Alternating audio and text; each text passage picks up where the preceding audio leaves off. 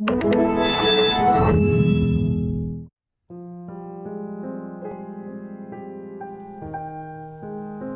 grandfather was a Holocaust survivor, and for decades he never talked about his past.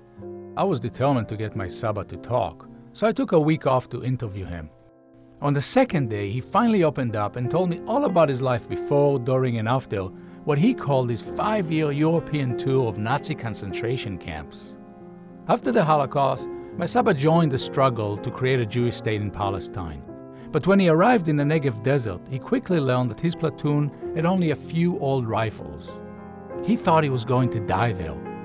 Then one day, weapons arrived like manna from the heavens. My Saba held his rifle against the sun, and when he looked closely, he couldn't believe his eyes.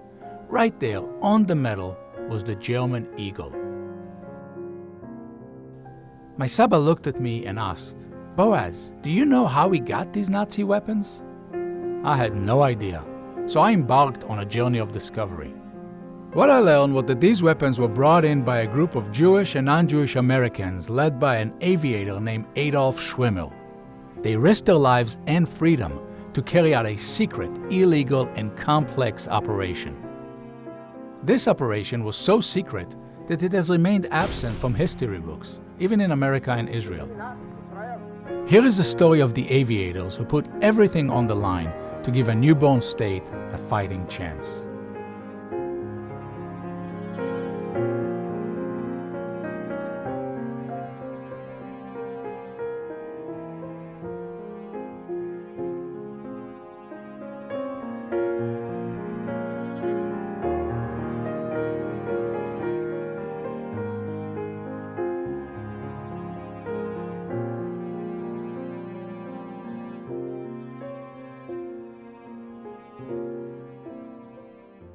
It's hard to believe that only 3 years after the Holocaust, Jews again faced annihilation. In 1948, 5 Western-equipped armies mobilized to invade the new Jewish state in Palestine. The Palestinian Jews had no weapons, no military planes, and no allies, not even the United States.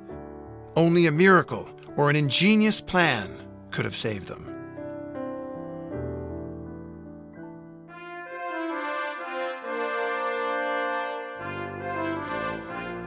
There was nothing in Al Schwimmer's background to indicate that he would one day play a pivotal role in the reshaping of the Middle East. Al led a quiet private life before he led the clandestine 1948 operation to arm the besieged Palestinian Jews. No one would have imagined that he would become one of the FBI's most wanted men. This law-abiding first-generation American served honorably as a U.S. Air Transport Command flight engineer during World War II. He earned the trust of everyone around him, making lifelong friends across the globe. Besides, he shied away from conflict. His war record is transporting this and that, not combat. Once in his entire World War II experience, the plane that he was flying was buzzed by German planes who just disappeared. They were probably low on fuel. There was also nothing in Al's background to indicate that he would one day stick his neck out for his fellow Jews. He distanced himself so far from Judaism, his World War II buddies thought he was German. He observed no Jewish holidays and avoided political discussions about the future of the Jewish community in Palestine. He had been in Tel Aviv a few times. No great connection. After the war, he was asked by his mother to see on one of his trips if he could find any traces of her family. Al visited displaced persons camps in Hungary and France. He found out that most, if not all, of his extended family had perished during the Holocaust. He also learned that the 300,000 survivors of Hitler's final solution had nowhere to go. Every country closed their gates to them, incidentally. There was great unrest by the Jews who lived in Palestine wanting their brethren to come in to rescue the Holocaust survivors. And so the British set up a blockade, a naval blockade, to limit the number of Jews coming in. The British controlled Palestine from 1920 to 1948. They realized that there are a lot more Arabs than there are Jews, and there are a lot more Muslims than there are Jews, and that the Arabs had oil and the Palestinian Jews had nothing. These are only a few of the thousands who dashed themselves against the ironclad British blockade of the coast. Just north of Haifa, a blockade runner is beached after the 1,000 illegal immigrants had put up a savage battle against the naval boarding party. The immigrants are transferred to other vessels to await deportation to Cyprus. They had one commission after another met of the United Nations after World War II to decide what to do with Palestine. The resolution was adopted by 33 votes, 13 against, 10 abstentions. The vote was to establish two states in Palestine, one Arab state and one Jewish state. And the Arab countries essentially said they weren't going to abide by it. Feeling that they were being made to pay the price of a European atrocity, the Holocaust, Arab leaders had good reasons to reject the UN partition plan. Although the British had promised them all of Palestine, the UN offered only half, an insult considering Arabs made up 2/3 of Palestine's population. The partition plan was voted by the UN on November the 29th, 1947. The British said they would get out on May the 15th. The Arabs were going to invade on May the 15th. The Jews knew they didn't have arms. They knew they had only 600,000 people. These Arab leaders were sort of vying for each other on who was going to get the spoils. The Arab League vowed to conquer all of Palestine. Thus, hundreds of thousands of Palestinian Arabs left their homes, planning to return after the war. If you were a Jew there, you figured that you probably weren't going to survive whatever happened. As a child, Al struggled to survive. An accident left him with a permanent limp, and his family's abject poverty forced him to drop out of school at an early age. He had to become street smart and fast. I was born in New York City, and I was raised in Connecticut in the middle of the Great Depression, and we just didn't hardly have enough to eat in the house. A refugee family, Hungarian, who, like many refugee families at the time, struggled. Al's father was frustrated, not being able to get into the economy. He was also a proud Jew, although not a practicing Jew. He reacted at times violently to expressions of anti-Semitism. Al went the other way, became he would never fight. I was with the U.S. military in Vermont, simply living and working around there as a kid in order that I wouldn't be a burden on my parents.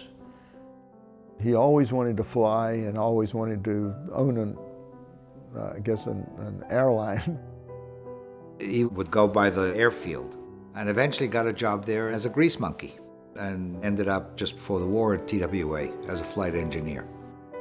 In his TWA duties, he had seen refugees in Europe and he wanted to do something. He had this idea of flying refugees into Palestine. Somebody's at sea for 5-8 days. There's plenty of time to be found, but why not fly them over? Al's mind immediately started saying, okay, what can I do in order to help alleviate this situation? His mind works that way. It's not I'm appalled by what I see or I'm excited by what I see, but it is what can I now do? So he went to the Jewish agency, which was then in New York at a place called the Hotel 14. The Hotel 14 housed the North American offices of the Palestinian Jewish underground, the Haganah. Its leader, David Ben-Gurion, set it up to raise funds and acquire weapons in the United States. It was, of course, watched by the FBI. The entry to the Hotel 14 was the very famous Copacabana Club, where people like Frank Sinatra would appear. And the connections with the mafia proved themselves to be very useful. Frank Sinatra himself once took a stash of money on behalf of the Haganah and gave it to someone. So he went there. Al, the person at the counter, this formidable lady, said, well, come back next week and leave your details. And then they started checking him out. 1948, having a first name of Adolf was not terribly popular. Eventually, he got a hearing. He put forward his ideas. They were listened to, but again, it had to be checked out. I don't know. I felt that it's doable and we've got to do it. We have no choice. By that time, the main interest was no longer to get refugees from Europe into Palestine. What was of most concern was getting ready for the war. The United Nations had declared a world embargo against sending arms to the Middle East. But the British continued to send arms to Egypt and Jordan. It's quite clear to me why most countries refused to sell Israel any arms. The United States refused. First American president who agreed to negotiate with Israel on arms sales was Kennedy. Between 1948, when Israel was established, in 1962, nothing was sold to Israel. In 1948, the U.S. government made a concerted effort to stop American citizens from sending military aid, including guns and ammunition, to the Jews in Palestine. The FBI, State Department, and Treasury Department confiscated several Israel-bound weapons shipments at the ports of New York, Miami, and other cities. They didn't have weapons, but there were a large number of men here who had military experience. So they knew how to handle the weapons. We didn't have to train them, just had to bring them to them. He convinces them that this he can do. There was something about him that exuded confidence.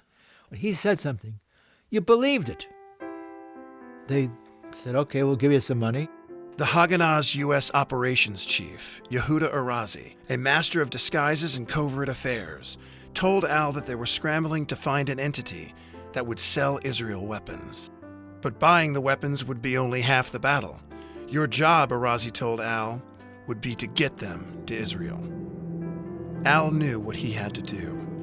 Race against the clock to buy and fix transport planes and prepare them for government inspections and transatlantic crossings, as well as build a team of trustworthy pilots and crews. As Al was leaving, Arazi asked him if he realized that he'd be breaking both U.S. and international laws, and that the FBI would tail him. Al said, "Now I know." The first thing Al did was call his friend and TWA colleague, Sam Lewis, with whom he flew during and after the Second World War.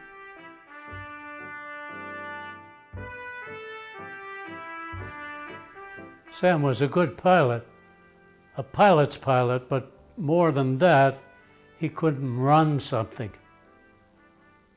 But he could carry out any flying mission you would put him on, no matter how tough, and had the guts to do it. That is the main reason why Al Schwimmer contacted me. Sam, we need pilots. We want you to train them. We want you to become involved wholeheartedly. They had the means to buy airplanes, of which there were many available through the War Surplus Agency. They didn't need them anymore, and wherever they weren't prepared to fly them from Panama or someplace to the United States, so they put them up for sale.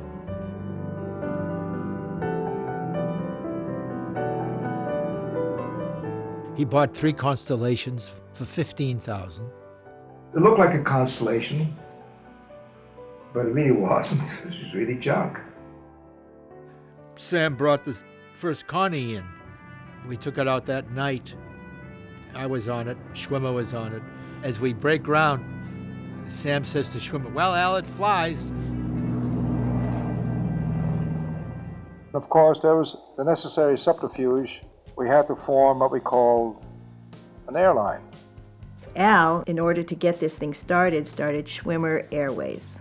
He needed a strong manager to oversee the plane repair and preparation, so he called on his multi-talented World War II buddy, Ray Selk. He came out with Al Schwimmer. They set up a base at Burbank Airport. They rented space. They got airplanes. They got parts. They got mechanics. They had people working there. All the while knowing that this was illegal, which of course made the logistics much more difficult. Also made the recruitment of people more difficult.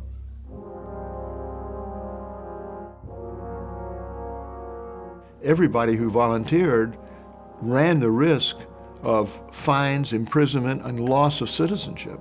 The attitude of the United States toward Israel today is totally different than the attitude in 1948. The American people were always friendly to Israel, but the State Department was hostile and was virtually an enemy, tried in every way possible to keep arms and volunteers from going to Israel. The State Department aimed to build strong ties with the Arab world, which had the oil and the Suez Canal, and to appease England, a crucial partner in the escalating Cold War. The State Department went to great lengths to try to reverse the UN partition plan and abort the Jewish state. The proposal of the United States government to suspend all efforts to implement the partition plan is a shocking reversal of its position. We are at an utter loss to understand the reason for this amazing reversal. There was this whole communist thing in the background that was used by Britain largely to try to keep people from getting into Palestine. It was a total fiction. You know, like the Jewish refugees, the Holocaust survivors were communists. Why did Truman do this? Truman was such a friend. They just assumed probably that the Jews were going to lose. Created in the 1930s to keep Americans from getting involved in the growing global conflict, the Neutrality Act became dormant once the United States entered World War II in 1941. However, the U.S. government reactivated it in 1948 to keep Americans from getting involved in the Middle East conflict. If they could prove that you volunteered to the Israeli army, that was good enough in 1948 to take your citizenship away from you. All of our passports were stamped that year, not valid for travel to a foreign country for purposes of serving in a foreign army.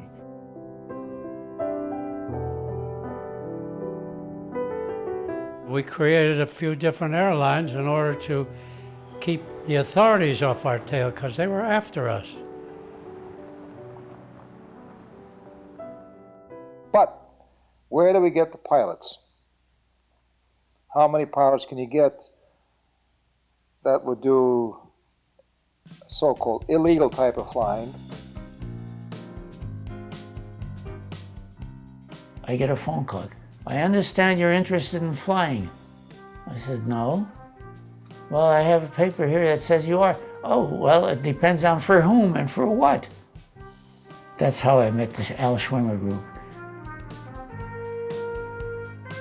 An immigrant from Hungary, Lou flew in the Pacific as a U.S. Marine fighter pilot during World War II. Frustrated that he never got a chance to fight the Nazis, he spent his post-war years helping to create the Palestinian Jews Air Force, which consisted of a few ineffective Piper planes. My page one in my family album is a picture of my grandmother, who at the age of 70 was shoved into the ovens of Auschwitz. When I had introduced Al, by the way, he was so modest. I'd say, I want you to meet the man that changed my life. And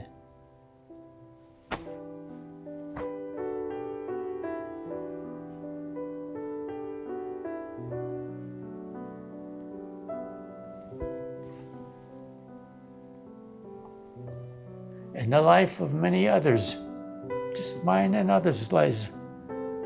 And he'd always say, no, never mind. Ike Eichel thought he was done with war after spending 3 years fighting the Nazis as a U.S. Air Force bomber pilot. But a chance post-war encounter with British pilots in Cairo changed his mind.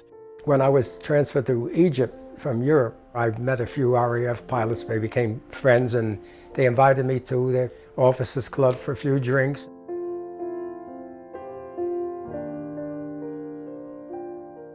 And we said, well, gee, they're talking about founding a state of Israel. He says, it'll never happen. They'll be attacked right away. I said, the Egyptians will attack. He says, and all the other Arab countries will attack it. And he says, they'll be using us. I said, how could you do that? We'll take a leave of absence, and we'll be technical advisors, but we'll be flying the airplanes. Hearing this caused Ike to seek a way to help the Palestinian Jews. Through his aviation connections, he found out about Al's operation. I was sworn into the Haganah, believe it or not. In one of my trips to Germany, I met some first cousins that had survived the camps. They were bereft of water. To keep her small daughter alive, she had to feed her urine on her lips to relieve her some little bit.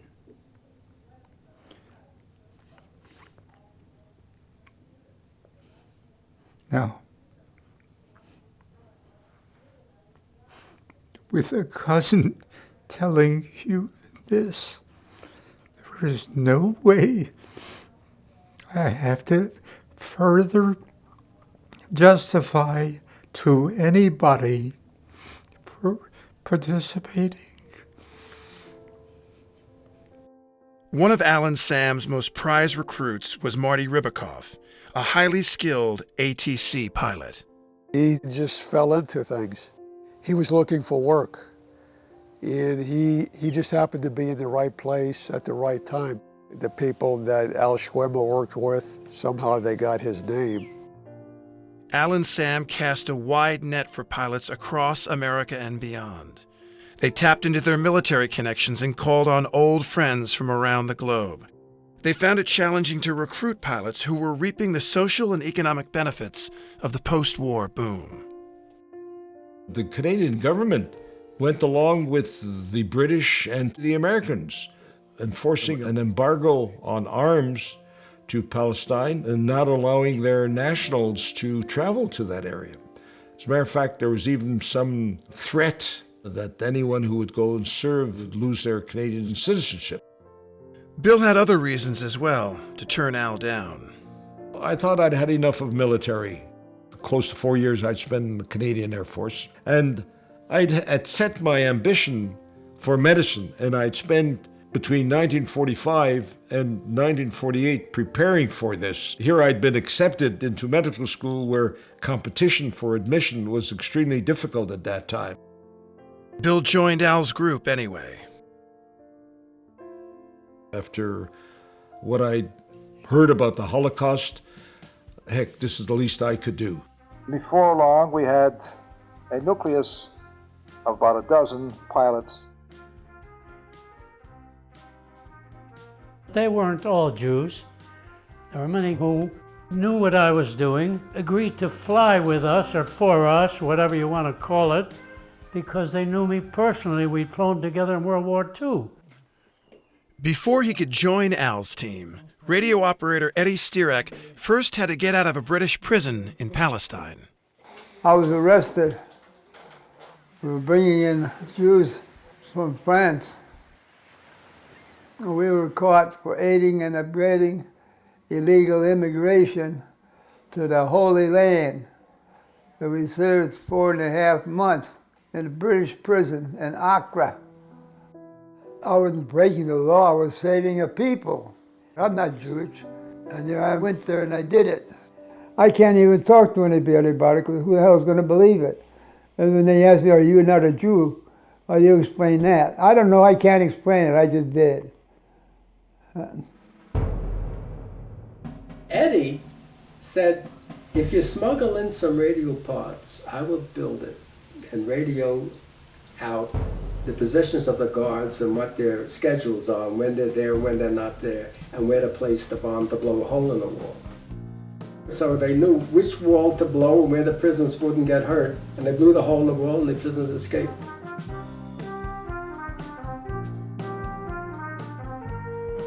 Eddie became Al's second radio operator. The first was Harold Livingston, an ATC radio operator during World War II. After the war, I went to work right out of the Army for TWA, the airline. That's where I met Sam Lewis. That's where I met Schwimmer. I set up TWA's ground stations in Tripoli and in Cairo, and then I was in Dhahran, Saudi Arabia. That's where Harold met Ike. We get a call one day. You got to get a guy out of Saudi Arabia, out of Dhahran. He said he punched one of the Arab officials in the nose and they're going to cut off his hand or something.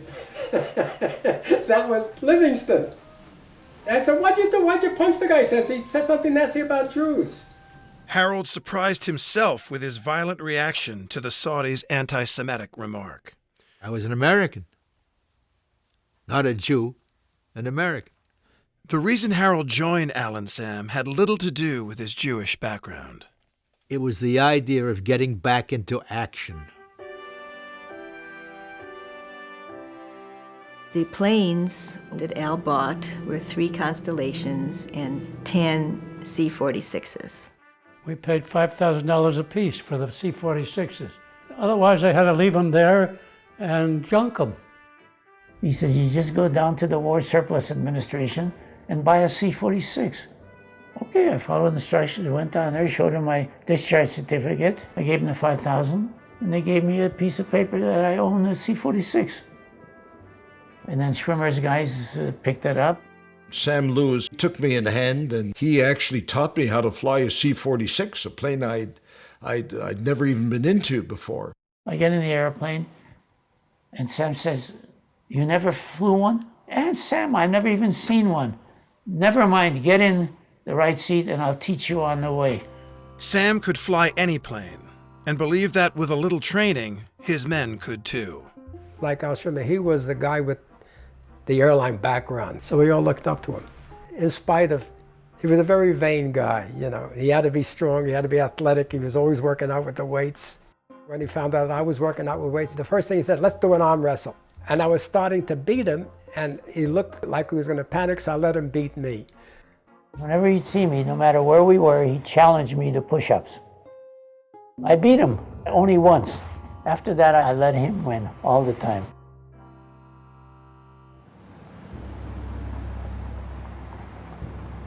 You know, it's totally against the law. The FBI was looking for us all the time. They came to our house, I remember, and they wanted to talk to him. I don't really think Ray or Al or the others were really scared about that.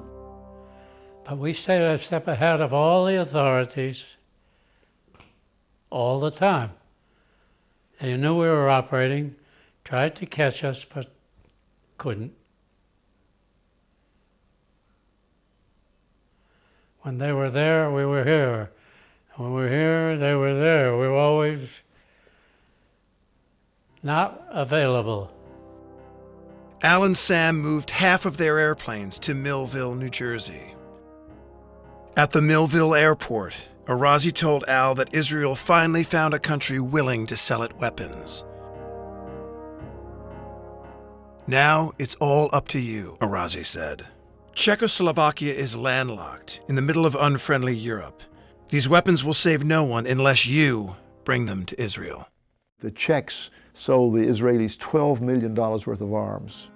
They were really Nazi weapons. The Mausers was a German standard infantry rifle. If you look closely into the metal, you will see the German Eagle. They sold Israel 30,000 rifles, 10 or 15,000 machine guns, bullets, thousands and thousands of rounds, and 25 Messerschmitts. The planes were surplus airplanes that were made in Czechoslovakia during the Second World War. And there was a lot of that stuff still lying around. So the Jews bought it, and they trained pilots. One of the fighter pilots was Gideon Lichtman, who flew for the U.S. Air Force in the Pacific during World War II. I was going to NYU at the time, putting little numbers and little squares in a bookkeeping class there.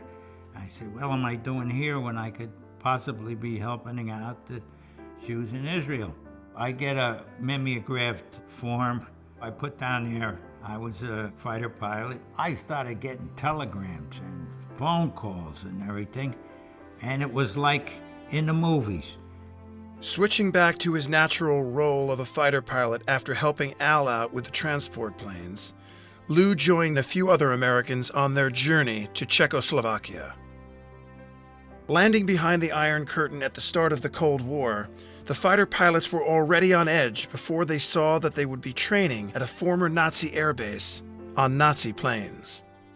They gave us beautiful flight jackets and gloves. I put it on, looked down there. There's a Luftwaffe wings on it. Took it off, very carefully took off the wings. On the territory of this airbase, the first conversion course was commenced in first day of May 48, and the first group of pilots were consist of several Israeli pilots and several English-speaking pilots from South Africa and from USA also.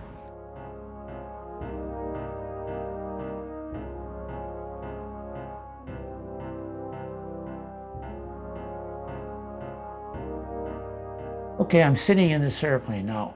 Ordinarily, you have a runway. Here, it's just a great big grass field. Nothing.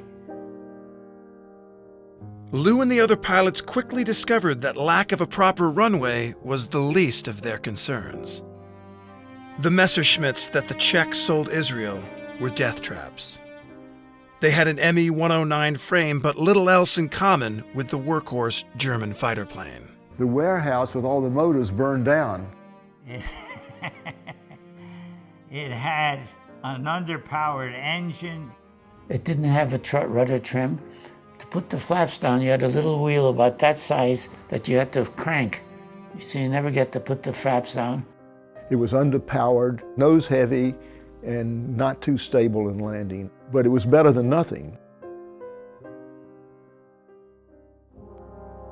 They wouldn't let military planes out, but this prohibition didn't go for transports. But every time the State Department got wind that any plane was going to go to Israel, they tried to find some other reason. So what they did is they imposed a law on weight. We had no export license from the States. We had to have a way to fly from the States to Europe with airplanes, parts, engines. Well, Schwimmer knew or was friendly with this man named Marty Belfon, who had been a major in the United States Army Air Force. Belfon was married to the niece of the then president of Panama. And Schwimmer sweet-talked him into coming in with us. Panama didn't have an airline, and so they said, here, we can give you an airline. We've got an airline. We will start an airline for you. We've got these planes. So they transferred the 13 airplanes into Panamanian registry, and it became Líneas Aéreas de Panamá, which was the national airline of Panama with the Panamanian flag. They went to the extent of printing a brochure. They opened up LAPSA offices. Sam quickly secured a Panamanian registry number for his favorite, Connie, and flew it to Panama's brand new international airport. He swiftly returned to the U.S. to help Al sneak out the C-46s. We overloaded the C-46s to the maximum capacity and beyond even. If we had had an engine failure on one of the C-46s, they wouldn't be able to make it. After our training in the C-46, both in California and New Jersey, we got the word we got to go to Panama, get the airplanes painted up and get our license number from the Panama government. They were going to then take these planes out to Panama, and the State Department still tried to keep them from doing it. Customs agent tried to hold us up, prevent us from flying. They actually blocked the runway. Al's men figured this was their last chance. They just said, we're going to run over these cars that are in the runway. You want to stop us, you'll have to shoot us down. And we went to Panama. We had 6 C-46s in Millville, New Jersey, and 4 in Lockheed Burbank Airport. The California group went from Burbank to Mexico City to Panama. We went from Millville, New Jersey to Jamaica, Kingston, Jamaica, Panama. They were received with great fanfare. The president of Panama was there. The pilots and crew, however, were not in a festive mood. Their overloaded planes had claimed the lives of 2 pilots, 2 friends, in Mexico City. Mexico City had a very long runway, about 11,000 feet, but it was a very high field elevation. And if you were very heavy and overloaded, your takeoff roll was excessive. Sam Lewis got off by the skin of his teeth. My dad followed in the second airplane. He barely got off also. And Bill Gershon, with King as his co-pilot, were the third to take off. Just as he cleared the runway, Bill Gerson lost an engine. What Gerson did was he lost the engine and he dumped the flaps to get gain out. And that's a very tricky maneuver, and it didn't work. The plane crashed. Bill and Glenn King died. My father sort of instituted a pilot's rebellion, if you want to call it that I think Schwimmer wasn't too happy about. Schwimmer, having been blamed for Gerson's death because he overloaded the airplane, comes down with him and Shamir. Schwimmer sat there in this, as I say, this commanding presence with all of us there, but there must have been 20 guys in this room in Panama, and he said, if I'm a murderer, then I did it. I okayed that weight. I flew that airplane myself. They all had to be overloaded because they couldn't leave the equipment there. It would have been confiscated.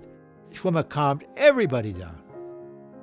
Then Shamir got up and he gave this speech, how they're fighting in Israel and they're dying, and without you, he said, we have nothing. We're gone. And before he was done, I'd have thrown myself out the window if he'd asked me to. Their confidence restored, the aviators waited in Panama for Al's green light. Until they could figure out some of the logistics of getting them out of Panama and into Europe and the Middle East. To make it legitimate, we're flying cattle from one place to another. We needed some licenses, radio licenses for the airplane. I go to the Panamanian Transport Commission, I don't know who knows, and he said, why deal in ships? I said, well, now you're dealing in airplanes. So he had to go out. I'm thinking, I'm in some kind of trouble here because he's going to go out, he's going to find out, he's going to check around, and he'll see that this is a scam. But he comes back, gives me these 10 documents. I get out of there fast. Then one day, we told him we're making a route survey flight, and all the airplanes take off and they go. Never came back. We fitted the aircraft up in ferry tanks and extra drums of gasoline to give us the legs to get across the South Atlantic. We couldn't go the northern route. The United States wouldn't let us. When we got the signal, we took off from Panama to Paramaribo, Dutch Guiana, all 9 of us, and flew to Natal, Brazil. We get some cooperation from British South American Airways. And they don't know who we are, they think we're legitimate.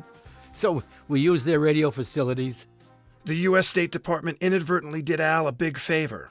The Panamanian cover would help shield his men on every leg of their turbulent voyage.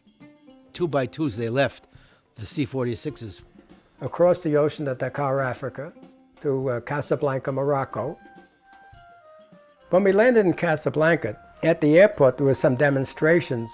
There were guys marching back and forth, placard, down with Israel, kill the Jews. So we were going into town, so he said, we'd like to hire somebody to guard the airplanes. The airport manager said, well, what about those guys? I said, are they trustworthy? He says, yeah, they work here.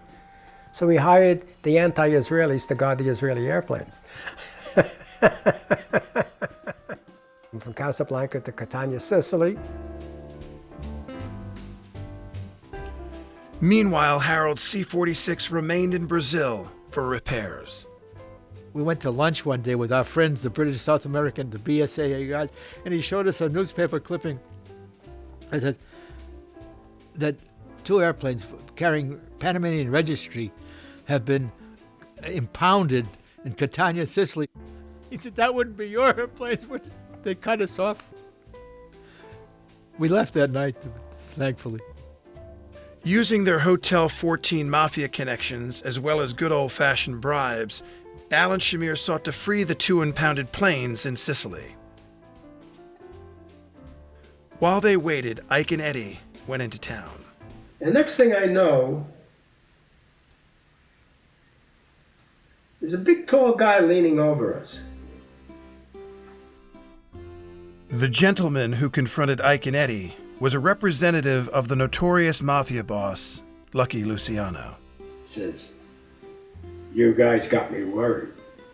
I said, "What do you mean?" "I'm just having a bit." He said, "No, you don't understand. We don't know where you come, we don't know where you go." I said, "Eddie, let's tell him." And we explained to him what we were doing there. "Oh, man, no, Jimmy, I didn't know. Why didn't you say so in the first place? Hey, anything I could do for you guys?" I said, "Well, we could use some Thompson submachine guns." The next day, I get back to my room, and it's a big box. And it's a case full of brand new in Cosmoline Thompson submachine guns. That afternoon, Ike, Eddie, and their teammates flew the two planes out of Sicily and entered Russian-run Eastern Europe. We took off from Sicily, went to Brno, Czechoslovakia. And then we went to Žatec, Zebra. We had code names. Zatek was Zebra, Ajaccio was Jockstrap. Tel Aviv was Tulsa. Israel was Oklahoma. The United States was Detroit. South America was Latin Detroit. Al was Irvin Johnson. The Connie was Cadillac. The C-46 was Dodge. The Messerschmitt was Knife.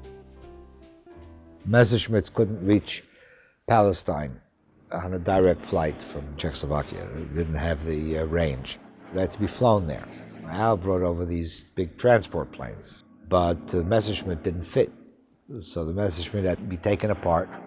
We put the wings in one C-46 and the fuselage with the engine and everything in another C-46. They hustled to load the other C-46s with rifles and ammunition. I had everything inspected before we took it on board, and if a rifle didn't work or something, we left it. Al ordered his men to land in Israel just after British rule ended.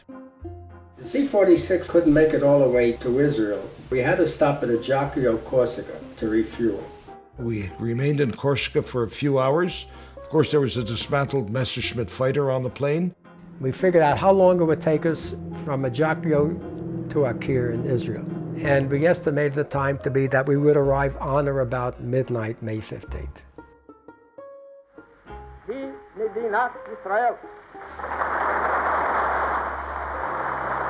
The first wave got there about 10 minutes after midnight. First thing I remember was the scent of orange blossoms, or the citrus scent. And it was a nice balmy night. And this guy says, in the Jeep, he says, "Shalom." I said, "Shalom." I said, "Shalom." He said, "You're American." I said, "Yes, American." The Israelis wasted no time unloading the weapons or putting them to use. They took them off before we shut the engines down. It was a feeling of having accomplished something for once in my life. After the plane was unloaded, another crew would be waiting, and the plane refueled and go back to Czechoslovakia by way of Corsica. The weapons Al brought helped the Israelis ward off the Arab onslaught. For now. The Egyptian Air Force had this command of the skies. They have 50 brand new Spitfires that the beautiful British government gave them. They were over Tel Aviv dropping their bombs. They dropped the bombs and then come down at rooftop level and machine gun, back and forth. Al realized that fighting 5 armies on 4 fronts, the Israelis could only hold on for so long. So he flew back to the States, knowing he could be jailed at any moment, to try to buy and smuggle out bombers. They had a warrant out for my arrest. The FBI. You ever heard of them? Al outfoxed the FBI to purchase a B-17 bomber from the Air Force, on the condition that he would turn it into scrap metal. Back in Czechoslovakia training on the Messerschmitts, Lou devised a dramatic plan of his own. Used the element of surprise to destroy the Egyptian fighter planes and bombers on the ground. I said, well, I think the only chance that we have is to hit Al Arish where they're coming from. Under the protection of its air force, an Egyptian army division of more than 10,000 troops advanced on Israel's economic and political center, Tel Aviv.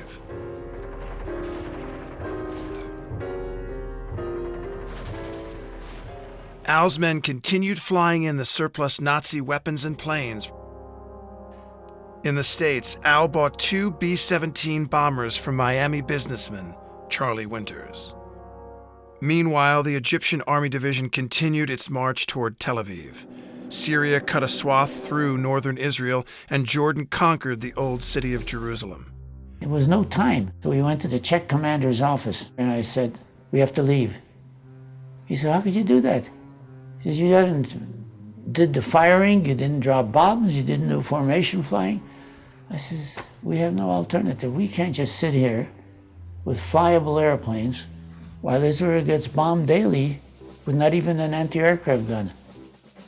Lou felt that besides himself, 3 other fighter pilots were ready.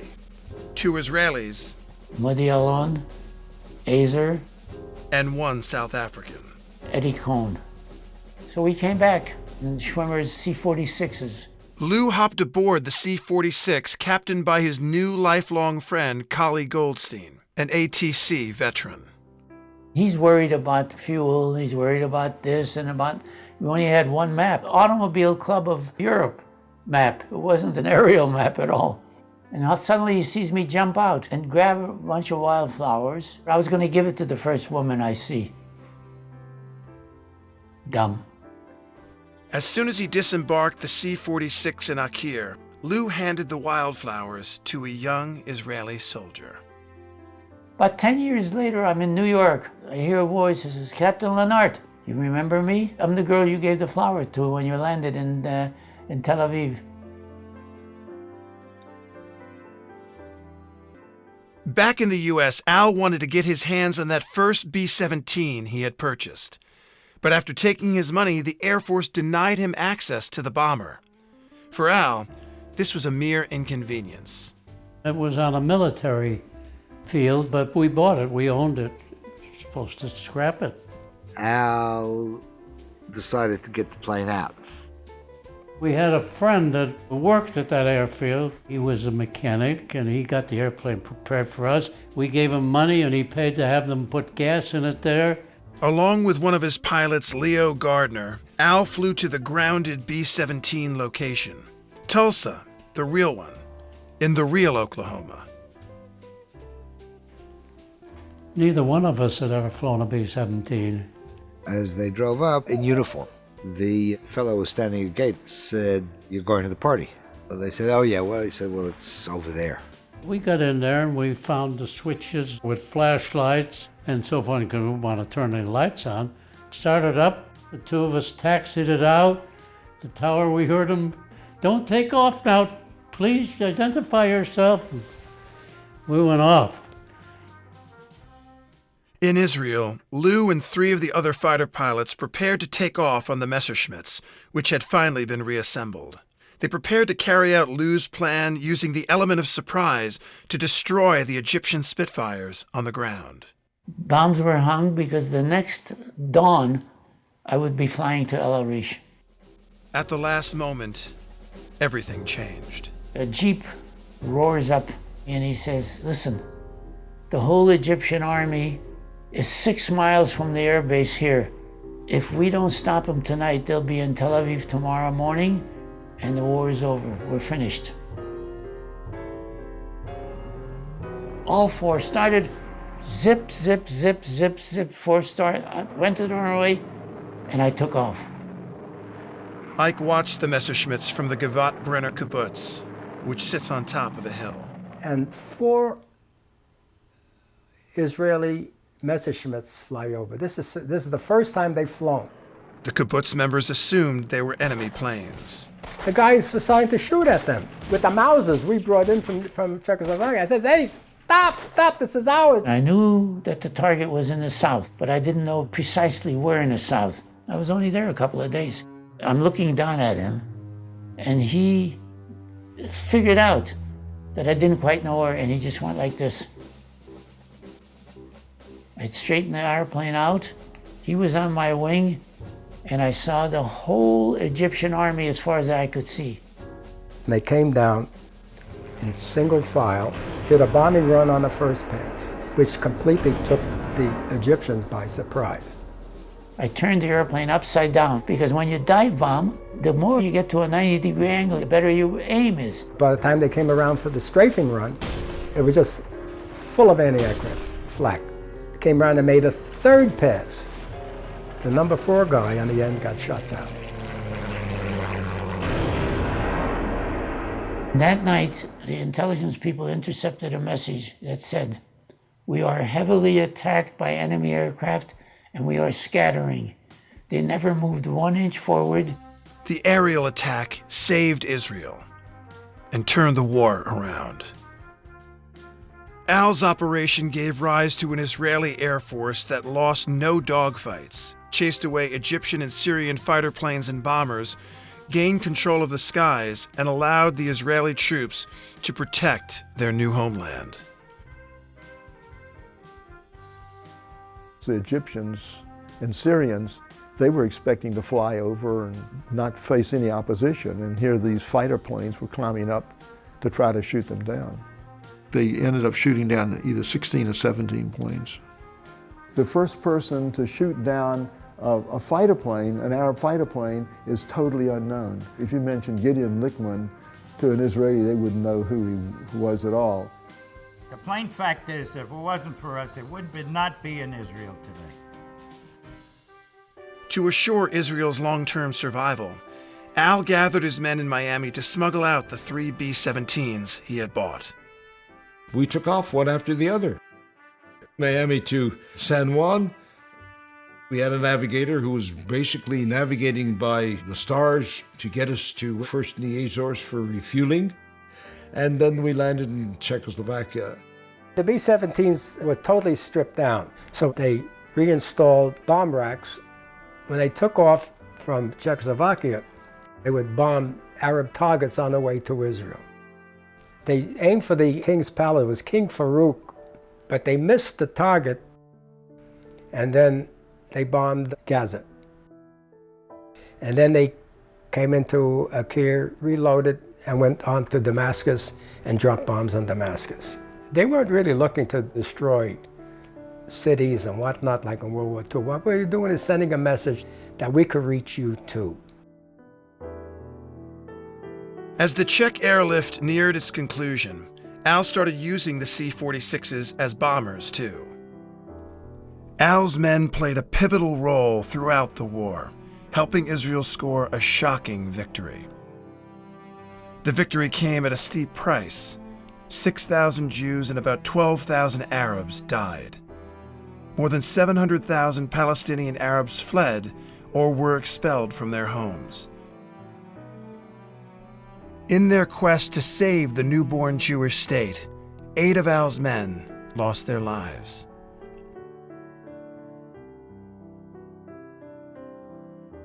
Al's men helped create a new commercial airline.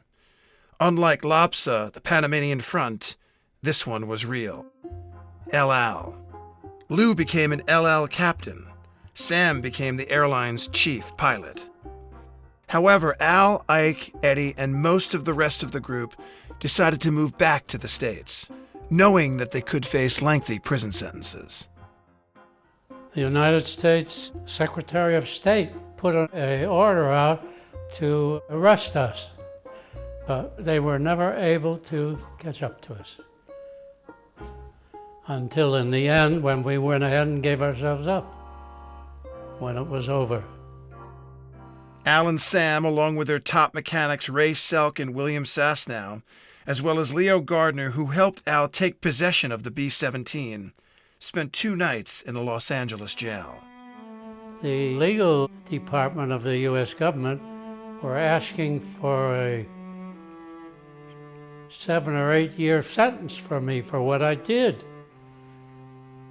They'd talk about the fellows being at the Hotel Stalingrad in Czechoslovakia and tried to make it look like they were communists or whatnot, you know, anything that they could throw around. Things looked grim for Al, Sam, and the other defendants, but they had a secret weapon, and they didn't even know it. It was delivered accidentally by an Israeli Air Force friend, an ex-intelligence officer who was studying at UCLA. So I go down to the courthouse, and they're in the process of impaneling a jury. And I see the next prospective juror is the fellow from my speech class at UCLA who gave a very strong pro-Israel speech. So I called the attorney over and I told him about this guy, and they got him on the jury. He hung the jury. So instead of jail sentences, the deal made was that there would be only fines. So the sentencing came down, and they were convicted felons, and they had a $10,000 fine each to pay, which the Jewish agency took care of. But what it meant was, once you're a felon, you can't vote, you can't carry a firearm, you can't do all these other things. So that left a bit of a mar on our silk, anyhow. The only time somebody went to jail was Charlie Winters, who was a non-Jew, who got stuck in Florida. Charlie Winters spent 18 months in prison for selling Al 2 B-17s. I was the only one of the 10 that was found by the jury to be not guilty. One woman juror who claims that I was really the only professional pilot, an ex-captain of TWA, and I was not part of the conspiracy. I lost my rights, my civil law rights in the United States. But I could only get them back if I made a special appeal to the government and this and that. And I had to say I did the wrong thing and I admit I'm guilty.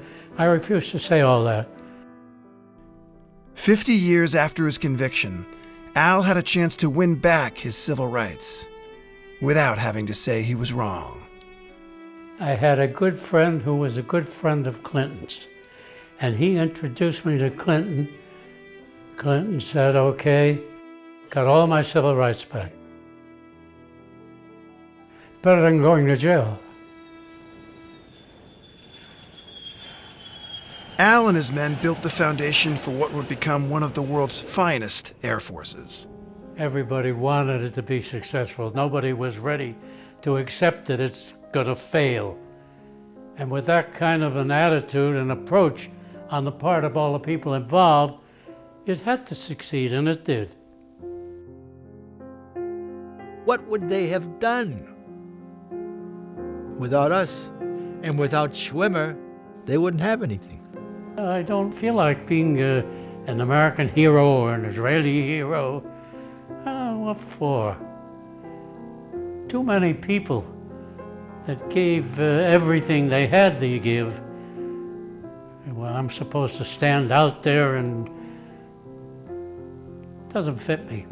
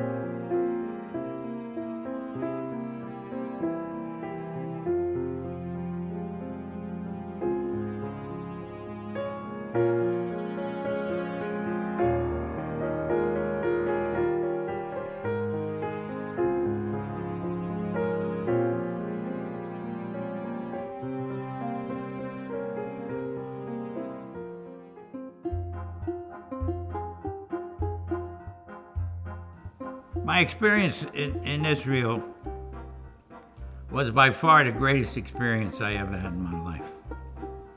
And it's not only with me. Every guy, I'm talking about non-Jews and Jews, every one of us said the same thing. There was never any more meaningful or any more satisfying experience. In fact, the rest of my life is a drag compared to that. Not really, dear.